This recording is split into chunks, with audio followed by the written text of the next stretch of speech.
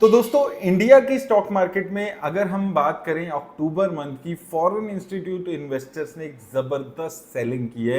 1 लाख करोड़ से ज्यादा की सेलिंग देखने को मिली है और इतनी सेलिंग पिछले कई सालों में कभी भी देखने को नहीं मिली है, साल में भी देखने को नहीं मिली है। और यहां पर एक महीने में 1 लाख करोड़ की सेलिंग हुई है। ऐसा क्यों हुआ है, क्यों इंडिया की market one of the worst performing market रही है अक्टूबर में, ये सारी चीजों पे बात करेंगे। तो यहां पर सबसे पहले अगर आप देखेंगे, फॉरेन इंस्टीट्यूशंस ने लगभग 1,15,000 करोड़ की सेलिंग की है सिर्फ अक्टूबर के मंथ में। और अगर आप देखेंगे ईयरली डेटा भी अगर हम निकाल के देखेंगे तो ईयरली डेटा में आपको देखने को मिलेगा कि किसी साल में अगर आप देखेंगे, एक कोविड के ये 2022 में देखेंगे तो 2,78,000 करोड़ के आसपास की सेलिंग हुई थी। उसके अलावा आप देखेंगे किसी एक पूरे साल में भी 1 लाख करोड़ से ज्यादा की सेलिंग देखने को नहीं मिली थी और यहां पर सिर्फ एक महीने में इतनी सेलिंग देखने को मिली है। और किसी भी एक महीने में आज तक की हिस्ट्री में इतनी सेलिंग नहीं देखने को मिली। आप पुराना कितना भी पुराना डेटा उठा के देख लो, यहां पर आप देखेंगे 2022 में जब बहुत सेलिंग हुई थी उस टाइम पे भी मैक्सिमम 58,000 करोड़ के आसपास की एक महीने में सेलिंग देखने को मिली थी। और यहां पर इतनी जबरदस्त सेलिंग आपको देखने को मिली है और एक महीने में 6.5% तक मार्केट में गिरावट आते हुए नजर आई है।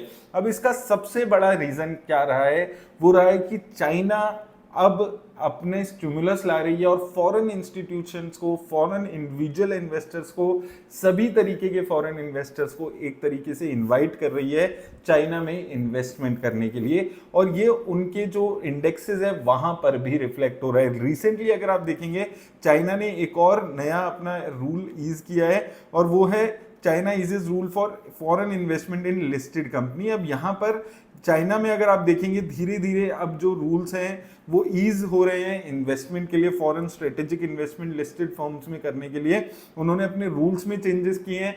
और उन्होंने जो चेंजेस किए हैं वो इस तरीके से किए हैं कि जो भी कंपनी अब इन्वेस्ट कर रही है उसकी नेटवर्थ और कम होगी तो भी वो इन्वेस्ट कर सकती है। और इसके अलावा नए नए रूट्स को भी अलाउ किया है इन्वेस्टमेंट करने के। वहीं दूसरी तरफ हम इंडिया की बात करते हैं तो इंडिया में एंकरेजमेंट नहीं हो रही है फॉरेन इन्वेस्टर्स को इंडिया में इन्वेस्ट करने में। यहाँ पर फॉरेन जो इंडिया की फाइनेंस मिनिस्टर हैं वो पार्लियामेंट में ये चीज बोलती है कि हमें फॉरेन का पैसा नहीं चाहिए, हमारे रिटेल इन्वेस्टर ही हमारी स्टॉक मार्केट को चला सकते हैं। तो ये वो रिजल्ट है कि 1 लाख करोड़ से ज्यादा की सेलिंग 1 अक्टूबर में भी देखने को मिल रही है। तो एक तरफ चाइना है जो ग्रेसफुली फॉरेन इंस्टीट्यूशंस को, फॉरेन इन्वेस्टर्स को बुला रहा है अपने पास इन्वेस्टमेंट करने के लिए, वहीं एक तरफ इंडिया है जहां पर कोई एक्स्ट्रा एफर्ट नहीं लिए जा रहे हैं फॉरेन इंस्टीट्यूशंस की इन्वेस्टमेंट के लिए और इसलिए इतनी जबरदस्त सेलिंग देखने को मिल रही है। और जो इंडिया में पैसा आ सकता था, जो मार्केट में गिरावट, जो इंटरेस्ट रेट में गिरावट आई है उसके बाद उम्मीद थी लिक्विडिटी बढ़ेगी, पैसा आएगा, उसका एग्जैक्ट उल्टा हुआ है इंडिया में। जब से वो लिक्विडिटी बढ़ी है इंडिया से पैसा निकलते हुए नजर आ रहा है और यही माना जा रहा है कि ये पैसा निकल कर जा रहा है चाइना में। चाइना के अगर आप इंडेक्स की बात करेंगे वहां पर आप देखेंगे एक तेजी देखने को मिली है। यहाँ चाइना के हैंगसेंग इंडेक्स अगर आप देखेंगे, यहाँ पर आप देखेंगे एक महीने में 8% का उछाल है, 3 महीने में 44% का उछाल है और 6 महीने में लगभग 50% का उछाल है। और चाइना के इंडेक्सेस ने, चाइना की मार्केट में बहुत अच्छी रिटर्न्स पिछले कई टाइम से नहीं दी थी। इस चीज को देखते हुए वहां पर गवर्नमेंट नए रूल्स ला रही है, ईज कर रही है थोड़ा इन्वेस्टमेंट की जो टर्म्स एंड कंडीशंस हैं और इसलिए वहां पर एक तो इंडेक्स में तेजी देखने को मिल रही है और दूसरा फॉरेन जो इन्वेस्टर्स हैं वो वहां पर जाते हुए नजर आ रहे हैं। और यही एक रीजन है कि इंडिया में से पैसा निकलते हुए आपको नजर आ रहा है। और दूसरा, वैल्यूएशन का कंफर्ट भी अब इंडिया में नहीं आ रहा है। पिछले 1-1.5 साल से इंडिया की मार्केट अच्छी वन साइडेड रनअप दे रही थी, लेकिन उस हिसाब से जो कंपनीज हैं उनकी रिजल्ट्स इतने अच्छे नहीं आ रहे हैं। तो कंपनीज के रिजल्ट अच्छे नहीं आएंगे तो एक टाइम पे वो कैचअप हो ही जाता है और वही चीज आपको देखने को मिली है इंडिया में कि वो एक साल से उम्मीद थी बहुत अच्छे रिजल्ट्स आएंगे कंपनी के, लेकिन वो चीजें देखने को नहीं मिली और इसलिए धीरे धीरे पैसा निकलते हुए नजर आ रहा है। सिर्फ यहाँ पर चाइना की मार्केट की बात नहीं है, इसके अलावा अगर आप देखेंगे नैस्डैक इंडेक्स की देखेंगे तो नैस्डैक इंडेक्स ने भी एक महीने में लगभग नील रिटर्न्स दिए। इंडिया में 6, 7, 8, 10% तक की गिरावट देखने को मिली है इंडेक्स लेवल पे।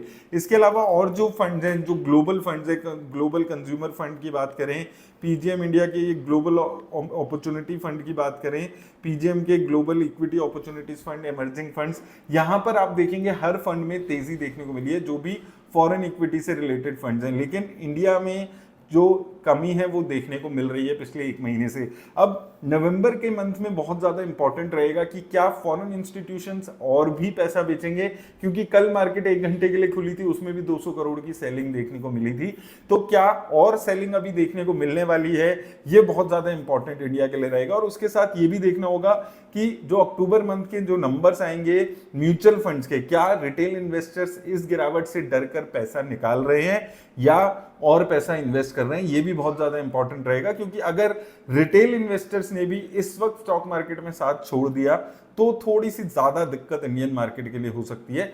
पर मुझे लगता है कंसोलिडेशन चलने वाली है। एक लेवल ऑफ गिरावट ऑलरेडी काफी शेयर्स में 40-50% की आ चुकी है, तो अब थोड़ी stability at least individual stock levels पे देखने को मिलनी चाहिए, ये मुझे उम्मीद है। और आने वाले टाइम में अगर थोड़ी बहुत सेलिंग रुकती है, क्योंकि 1 लाख करोड़ की सेलिंग हर महीने होनी बहुत ज़्यादा मुश्किल है, तो हो सकता है नवंबर का महीना अक्टूबर के मंथ से थोड़ा सा ज़्यादा आसान रहे इक्विटी इन्वेस्टर्स के लिए। तो यही उम्मीद है कि नवंबर का महीना थोड़ा सा ईजी रहेगा, थोड़ी सी बेटर रिटर्न्स आपको देखने को मिलेगी। मेरी तरफ से बस इतना ही, धन्यवाद।